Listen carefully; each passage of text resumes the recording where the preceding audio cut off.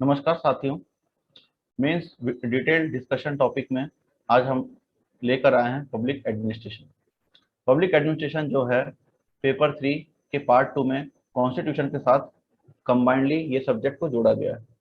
तो आज हम इसमें डिस्कस करेंगे। तो पेपर 3 का पार्ट 2 है पब्लिक एडमिनिस्ट्रेशन। पब्लिक एडमिनिस्ट्रेशन का वेटेज आप देखिएगा, लगभग 30 मार्क्स के क्वेश्चन इससे पूछे जाते हैं। देन हम लोग सेकेंड स्ट्रेटेजी डिस्कस करेंगे, फिर सिलेबस डिस्कस करेंगे। देन जो हमारा स्टडी मटेरियल है, मैंने जो जहाँ से पढ़ा था ये मैंने यहाँ पे लिखा है। जो हमारी प्रतियोगिता सारांश की जो मेंस की किताब आती है लोक प्रशासन वाली, ये आप रेफर कर सकते हैं। इसमें टू द पॉइंट दिया हुआ है, कोई भी डिस्ट्रैक्शन या फालतू की चीज़ें नहीं दी गई हैं, एकदम नोट्स फॉर्मेट में ही दिया हुआ है। तो स्टूडेंट्स इसको डायरेक्टली पढ़ के इसका लाभ उठा सकते हैं। देन जो क्लास नोट्स में हमें जो हमारे टीचर थे उन्होंने जो क्लास में लिखाया था उसको ही मैंने इंग्लिश में ट्रांसलेट कर लिया और थोड़ा सा जो प्रतियोगिता सारांश है उससे एडअप कर लिया। तो मेरा नोट्स पूरा का पूरा प्रिपेयर हो गया। देन जो एनालिसिस वाला पार्ट होता है वो, देन नोट्स मेकिंग जो मैंने डिस्कस कर ही लिया है। आप प्रतियोगिता सारांश से आप नोट्स बना सकते हैं या क्लास नोट्स जो है उसको आप रेफर कर सकते हैं। प्रैक्टिस करने के लिए आप जो पिछले 3 वर्ष के जो मुख्य परीक्षा है उसका भी पेपर सॉल्व कर सकते हैं। जो टेस्ट सीरीज रहते हैं उसको भी आप सॉल्व कर लीजिए। एंड इस पैटर्न के पहले भी पब्लिक एडमिनिस्ट्रेशन का एक भाग आता था, आप उसके क्वेश्चन को भी जरूर सॉल्व कर लीजिए। तो आपके पास एक अच्छा खासा क्वेश्चन का बेस और प्रैक्टिस तैयार हो जाएगा, जिससे आप इसके क्वेश्चन को आप अटेम्प्ट कर पाएंगे। रिवीजन के लिए आप बार बार उसको हर 15 दिन में एक बार पलट के देख लीजिए, क्योंकि बहुत टफ सिलेबस नहीं होता है, तो आप आसानी से इसको रिवाइज कर पाएंगे। नेक्स्ट आता है स्ट्रेटेजी। स्ट्रेटेजी में सबसे पहली बात, इसका सिलेबस जो है बहुत ही स्मॉल है, छोटा सा सिलेबस है, शॉर्ट एंड स्वीट। तो इसमें आपको बहुत ज़्यादा समय नहीं लगाना है। देन जो मोस्ट इंपॉर्टेंट थिंग है, marks weightage is very low. इसका जितना भी बड़ा सिलेबस क्यों ना हो, आपसे इसमें सिर्फ 30 अंक के सवाल पूछे जाएंगे। उसमें भी एक 10 अंक का जो सवाल होता है वो चॉइस वाला रहता है। तो आप हार्डली समझ लीजिए 20 से 25 मार्क्स के आपको इसमें अटेम्प्ट करना है। तो जितना आप इसमें इनपुट दे रहे हैं उसका जो आउटपुट जो है मार्क्स के टर्म्स में वो बहुत ही लो है। इसलिए मैं कहूँगा कि इसमें आप बहुत ज़्यादा समय वेस्ट ना करें, कम समय में आप इसको कंप्लीट करके आगे बढ़िए और ऐसे सब्जेक्ट्स को करिए जिसमें आपको ज़्यादा समय लगता है और उसका वेटेज ज़्यादा है। फिर हमें इंपॉर्टेंट टॉपिक्स में स्पेशल फोकस देना है। आप देखेंगे पिछले 10-12 साल के पैटर्न में कि किन किन जगहों से क्वेश्चन को पूछा जा रहा है, वो आप कर लीजिए। देन जो मार्किंग हो रही है वो बिलो एवरेज हो रही है। जैसा कि मैंने पेपर 7 पार्ट 2 में भी आप लोगों को बताया है, वैसे ही पेपर 3 के पार्ट 2 जो पॉलिटी और पब एड वाला पार्ट है उसमें भी मार्किंग आपको बहुत अच्छी नहीं मिल रही है। आप अगर अच्छा आंसर भी लिख रहे हैं तो भी हार्डली 50 मार्क्स में 25-30 नंबर आ रहा है, तो बहुत बड़ी बात है। आप उसके लिए सेटिस्फैक्ट्री रहिए कि इतना नंबर आ गया मतलब आपने बहुत अच्छा स्कोर किया है। तो और इसमें ज़्यादा आपको पढ़ना भी नहीं है, तो उस हिसाब से आउटपुट अच्छा है। ज़्यादा मेहनत किए बिना आप ठीक ठाक अंक इसमें हासिल कर सकते हैं। फिर कुछ एनालिटिकल क्वेश्चन भी पूछ लेता है कभी कभी। फिर बहुत ज़्यादा स्टडी मटेरियल के लिए आप लोगों को भागना नहीं है। मैंने आपको दो छोटे से छोटे स्टडी मटेरियल बताए हैं जो ऑलरेडी नोट्स फॉर्मेट में है, उनको ही आप रेफर करिए। फिर जो नोट्स आप बनाए वो कीवर्ड्स का बनाइए। इसमें कीवर्ड्स और जो स्कॉलर्स रहते हैं, स्कॉलर्स ध्यान दीजिएगा, जो उसके कॉन्सेप्ट देने वाले जो साइंटिस्ट या फिर जो लर्नर्स रहते हैं, स्कॉलर्स रहते हैं, उनके बारे में आप उनका नाम जरूर पढ़िए और उन्होंने क्या क्या कहा था, उनके जो कॉन्सेप्ट है उसको आप जरूर से करिए। फिर आप इसमें फ्लो चार्ट और टेबल वगैरह का भी उपयोग कर सकते हैं, जिससे आपको एडेड एडवांटेज रहेगा। देन नेक्स्ट आते हैं हम सिलेबस डिस्कशन में। सबसे पहले आता है कि पब्लिक एडमिनिस्ट्रेशन का अर्थ क्या है, अर्थ क्या है, इसका स्कोप क्या है और इसकी प्रकृति क्या है और इसका इम्पोर्टेंस क्या है, ये आप लोगों को पढ़ना है। फिर पब्लिक एडमिनिस्ट्रेशन और प्राइवेट एडमिनिस्ट्रेशन ये क्या होता है। फिर नवीन लोक प्रशासन, उसके बाद विकासात्मक प्रशासन, तुलनात्मक प्रशासन, फिर पब्लिक एडमिनिस्ट्रेशन में जो न्यू डायमेंशन है वो, फिर राज्य बनाम बाजार, इसकी अवधारणा क्या होती है, फिर विधि का शासन। देन ऑर्गेनाइजेशन में जो संस्था में हमको पढ़ना है, इनके जो प्रिंसिपल्स होते हैं, फिर उसके अप्रोचेस अलग अलग जो हैं वो पढ़ना है। फिर स्ट्रक्चर क्या होता है। और ये जो 7S मॉडल आप देख रहे हैं ये सिलेबस में कहीं पे उल्लेखित नहीं है, लेकिन ऑर्गेनाइजेशन के अंडर में इस सवाल को पूछा गया था। पीएससी 2020 में 8 अंक का सवाल इससे पूछा गया था।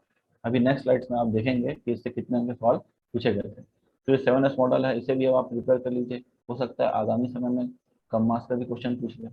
देन मैनेजमेंट या प्रबंधन में लीडरशिप क्या होता है, पॉलिसी मेकिंग क्या होता है, डिसीजन मेकिंग क्या होता है, इसके कुछ कुछ कॉन्सेप्ट्स हैं और प्रमुख साइंटिस्ट हैं, साइंटिस्ट या स्कॉलर कहिए, उन लोगों ने जो कॉन्सेप्ट दिए हैं उसे ही हमें पढ़ना है।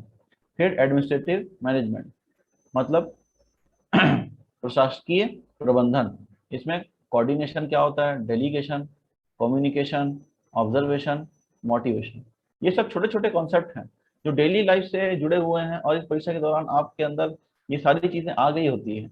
बस आप लोगों को एक अच्छे शब्दों में उस कॉन्सेप्ट को ढालना है, यहाँ पे आपको यही सब करना है। तो बस आप फटाफट इसे कंप्लीट करके आगे बढ़ते रहिए। देन प्रशासन पे जो नियंत्रण रहता है वो भारत में किस तरीके से हो रहा है, एक होता है संसदीय नियंत्रण, फिर वित्तीय, फिर जुडिशियल, उसके बाद एग्जीक्यूटिव, फिर लोकपाल और लोक आयुक्त, जो इसकी अवधारणा है उसको आप अच्छे से करिए। लोक आयुक्त जो होता है वो राज्यों में होते हैं और लोकपाल जो होते हैं केंद्रीय स्तर पर होते हैं। यह करप्शन को हटाने के लिए ही इस संस्था का, या करप्शन को कम करने के लिए इस संस्था का गठन किया गया था। तो इसे आप अच्छे से करिए, इससे क्वेश्चन पूछ सकते हैं। फिर आरटीआई, पेपर 7 के पार्ट 1 में भी आप इस राइट टू इन्फॉर्मेशन एक्ट को पढ़ते हैं, इसमें भी वही चीजें पढ़नी है। तो आप वहां भी पढ़ रहे हैं, यहाँ भी पढ़ रहे हैं, दोनों जगह में एक एक्ट को पढ़ने से आपका अच्छा खासा तैयारी हो जाए। फिर पंचायतों के बारे में पढ़ना है, म्यूनिसिपैलिटी के बारे में पढ़ना है, ठीक। देन पार्लियामेंट्री, प्रेसिडेंशियल, उसके बाद यूनिटी ऑफ फेडरल गवर्नमेंट, फिर शक्ति का विभाजन, उसके बाद छत्तीसगढ़ का जो प्रशासकीय ढांचा है वो पढ़ना है। देन जो एडमिनिस्ट्रेटिव रिफॉर्म्स हुए हैं वो पढ़ने हैं, गुड गवर्नेंस क्या होता है, ई गवर्नेंस क्या होता है, ब्यूरोक्रेसी क्या होती है, नौकरशाही या और जिला प्रशासन। जिला प्रशासन में मेनली आपको कलेक्टर और उसके संबंधित जो कार्य हैं वही आपको इसमें पढ़ने हैं। अब आते हैं हमारे एनालिसिस वाले पार्ट में, जो कि सबसे इम्पोर्टेंट सेक्शन होता है। इसमें आप देखिए सीधा नवीन लोक प्रशासन से 2019 में 2 अंक के सवाल पूछे गए। फिर new dimension in public administration से 4 अंक के सवाल पूछे गए।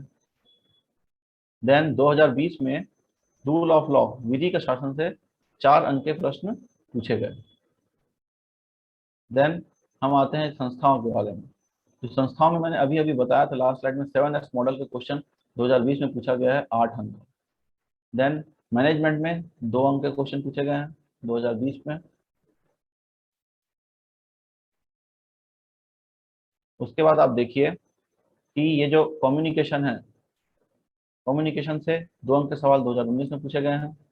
फिर जो प्रशासन पर नियंत्रण है उसमें पार्लियामेंट्री या संसदीय जो नियंत्रण है उससे 4 अंक के सवाल पूछे गए हैं 2019 में। फिर मैंने कहा ही था लोकपाल और लोक आयुक्त एक इम्पोर्टेंट कॉन्सेप्ट है, तो इससे सवाल पूछे गए 2020 में, 4 अंक के सवाल पूछे गए। फिर आरटीआई एक्ट जो पेपर 7 पार्ट 1 का भी भाग है, उससे 8 अंक के सवाल पूछे गए। फिर यूनिटी और फेडरल गवर्नमेंट, उससे 2020 में 2 अंक के सवाल। फिर theory of separation of power, शक्ति का विभाजन, उससे 10 अंक के सवाल पूछे गए 2019 में। और छत्तीसगढ़ का जो प्रशासकीय ढांचा है या शासकीय ढांचा है उससे 10 अंक के सवाल 2020 में पूछे गए थे। तो ये इंपॉर्टेंट है, आप जरूर ध्यान दीजिएगा स्टूडेंट्स कि पब एड में और जो पॉलिटी में कुछ जो प्रशासन वाली चीजें हैं उसमें छत्तीसगढ़ के परिप्रेक्ष्य में आपको विशेष तैयारी करनी है।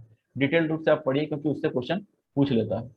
देन 2019 में ई गवर्नेंस से सवाल पूछे गए थे 2 अंक।